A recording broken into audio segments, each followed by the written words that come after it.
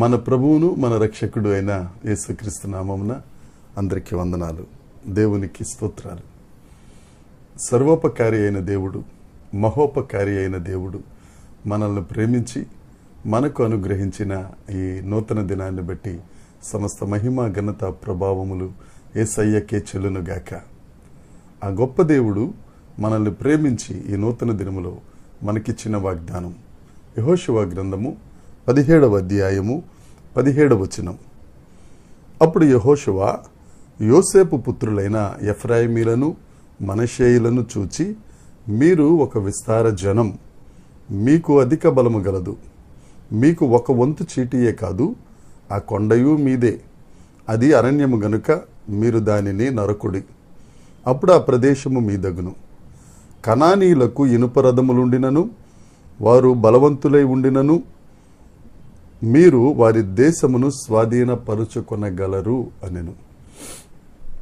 దేవుని యందు ప్రియమైన దైవ జనాంగమా, యెహోషువ యోసేపు కుమారులైన ఎఫ్రాయిమీలను మనష్షేయులను చూచి, మీరు విస్తారమైన జనం, అధిక బలము కలిగిన వారు. మనం చాలాసార్లు మన బలం మనకు తెలియదు. ఎదుటివారు చెప్తే గాని మన గొప్పతనం ఏంటో, మన బలం ఏంటో మనకు తెలియదు. కొంతమంది వారి బలాన్ని, వారి గొప్పతనాన్ని వారే చెప్పుకుంటారనుకోండి, దానికి వేరే భాష కలదు. కానీ ఇక్కడ యెహోషువ యోసేపు కుమారులైన వారికి చెప్తున్నారు, మీరు విస్తారమైన జనం, మీరు అధిక బలము కలిగిన వారు, మీ బలమేంటో మీరు తెలుసుకోండి. అందుకే పౌలు గారు కూడా అంటారు, నన్ను బలపరుచువాని యందు నేను సమస్తము చేయగలను. మనకు అధిక బలం ఎక్కడి నుంచి వస్తుందంటే, మన దేవుడైన యేసుక్రీస్తు ప్రభువు అధిక బలము కలిగిన దేవుడు. మనం ఆయన మీద ఆధారపడినప్పుడు ఆయన బలముతో మనల్ని నింపుతారు, విస్తారమైన జనంగా మనల్ని చేస్తారు. మనం ఎదుటి వారిని చూసి బలవంతులనుకుని మన బలహీనతలు మనం వెతుక్కుని, మన బలహీనతలను బట్టి మనం కృంగిపోయి ఎదుటి శత్రువును బలవంతుడిగా ఎంచుకుని మనం భయపడిపోతుంటాం. నా ప్రియ సహోదరి సహోదరుడా, ఈ దినాన్న దేవుడు నీతోనే మాట్లాడుతున్నాడు. నీవు విస్తారమైన జనం, నీవు అధిక బలము కలిగిన వాడవు. నీ అంతటి నీకు బలము లేకపోయినా బలవంతుడైన దేవుడు నీ కుడిపక్షమునున్నాడు. బలవంతుడైన దేవుడు నీకు తోడుగా ఉన్నాడు. బలవంతుడైన దేవుడు నీలో ఉన్నాడు. ఆయన యందు మనకు అత్యధిక విజయము కలదు. ఆ దేవుని నమ్ముకున్నట్లయితే నీవు బలము కలిగిన వాడు. ఆ ఎదురుగా ఉన్న అడవి, కొండ ప్రదేశం నీదే. యెహోషువ చెప్తున్నాడు యోసేపు కుమారులతో, యోసేపు కుమారులరా, ఆ ఎదురుగా ఉన్న కొండ అరణ్యం మీదే, నరుక్కోండి.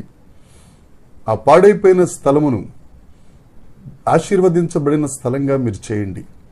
ఒకవేళ కనానీయులు బలవంతులు, వారు ఇనుప రథములు కలిగిన వారు, మీకంటే బలవంతులని వారిని చూసి భయపడుతున్నారేమో. మీరు భయపడవలసిన అవసరం లేదు. వారిని మీ పాదముల కిందకు తీసుకొచ్చే దేవుడు మీ పక్షమున ఉన్నాడు. ఇదే ఈ దినాన్ని నీకు ఇస్తున్న వాగ్దానం నా సహోదరి సహోదరుడా.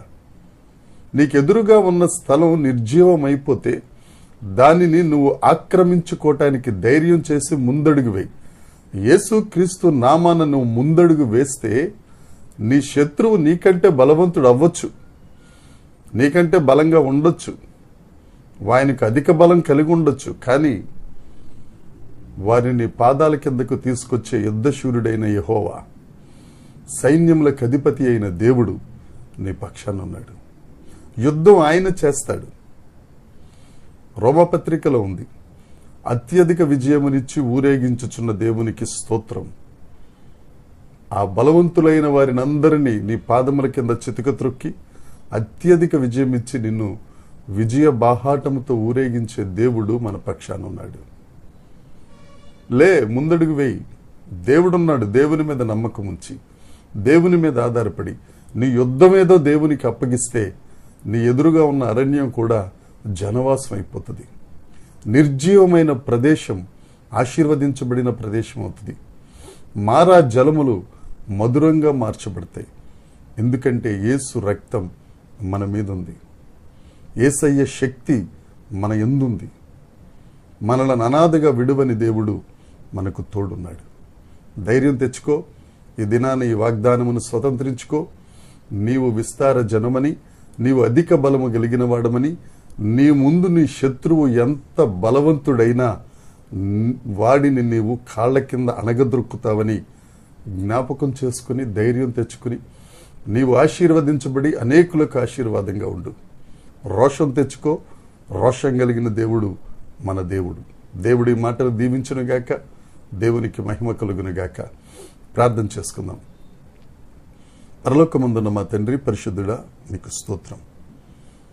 నాయన, మా అందరికీ మీరు ఇచ్చిన వాగ్దానం, మీరు విస్తారమైన జనం, మీరు అధిక బలం కలిగిన వారు. నీ శత్రువు ఎంత బలవంతుడైనా వాడిని అణగద్రొక్కుతావు అన్న యొక్క వాగ్దానాన్ని బట్టి నీకు స్తోత్రం. మా శక్తి కాదు, మా బలం కాదయ్యా, నీ ఆత్మచేత, నీ కృపచేత మీరు మాకు విజయాన్ని ఇస్తున్నందుకై నీకు స్తోత్రం. యేసు నామమును బట్టి ఆ విజయాన్ని మేము స్వతంత్రించుకొనుచున్నాం.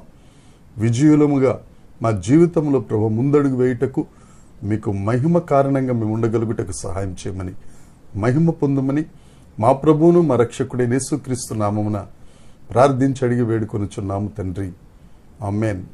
దేవుని కృప మనందరికీ తోడై ఉండునుగాక. ఆమేన్, ఆమేన్, ఆమేన్.